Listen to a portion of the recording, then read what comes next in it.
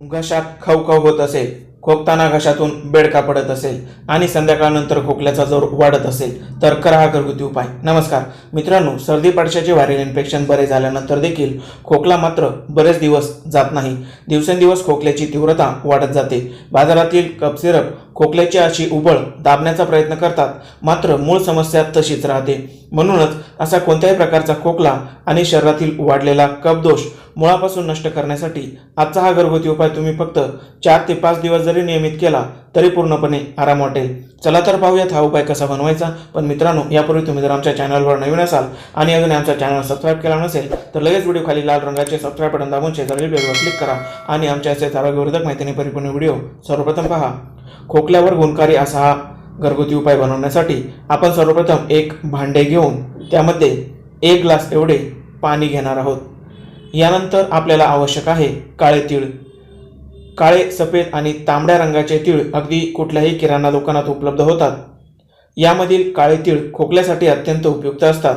Polish न केलेल्या तिळामध्ये कॅल्शियमसह अनेक पोषक तत्वे उपलब्ध असतात. याशिवाय यामधील सिसमोल आणि सिसमिन नावाचे घटक अँटीऑक्सिडंट म्हणून कार्य करतात. घशातील इन्फेक्शन आणि शरीरातील कफ दोष नष्ट करण्याचे महत्त्वाचे कार्य ते करतात. आपण 1 चमचा या प्रमाणात काळे तीळ घ्यायचे आहेत.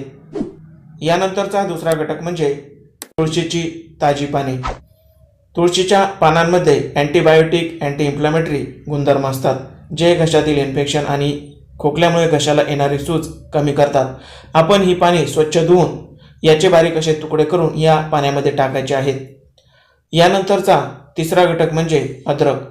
खोकल्यासाठी अद्रक हे अत्यंत गुणकारी असे आयुर्वेदिक औषध आहे. घशाची खवखव, खोकल्याची उबळ कमी करण्यासाठी अद्रक वापरली जाते. आपण साधारण 1 इंच एवढे अद्रक बारीक किसून यामध्ये टाकायचे आहे. कोरडा खोकला असलेल्या व्यक्तींनी मात्र अर्धा चमचा सुंठीचा वापर करायचा आहे. आता शेवटचा घटक म्हणजे गूळ. कफ कमी करण्यासाठी आणि शरीराची ऊर्जेची गरज भागवण्यासाठी गुळाचा उपयोग होतो. आपण 1 ते 2 चमचे एवढा गूळ यामध्ये टाकायचा आहे. आता हे सर्व घटक पाणी अर्धे होईपर्यंत उकळून घ्यायचे आहेत. मित्रांनो, सर्दी खोकला झाल्यानंतर नेहमी गरम कोमट पाणी पिले पाहिजे. याशिवाय कफ वाढवणारे अन्नपदार्थ जसे केळी, पेरू, आंबट पदार्थ आहारातून वर्ज्य केले पाहिजेत. सोबतच सोसवेल एवढा व्यायाम आणि योगासने केल्याने फुफ्फुसांची कार्यक्षमता वाढते आणि आजार लवकरात लवकर आटोक्यात येतो. पाणी उकळून अर्धे शिल्लक राहिल्यानंतर उकळवणे थांबून ते एका फुलपात्रामध्ये किंवा कपामध्ये गाळून घ्यायचे आहे. हा तयार झालेला काढा चहासारखा हळूहळू घोटघोट करत आणि गरम असतानाच प्यायचा आहे. 3 ते 4 दिवसाच्या या उपायानेच तुमचा कितीही भयंकर खोकला निश्चितपणे कमी होईल. माहिती आवडल्यास गरजवंतांना देखील शेअर करा. धन्यवाद.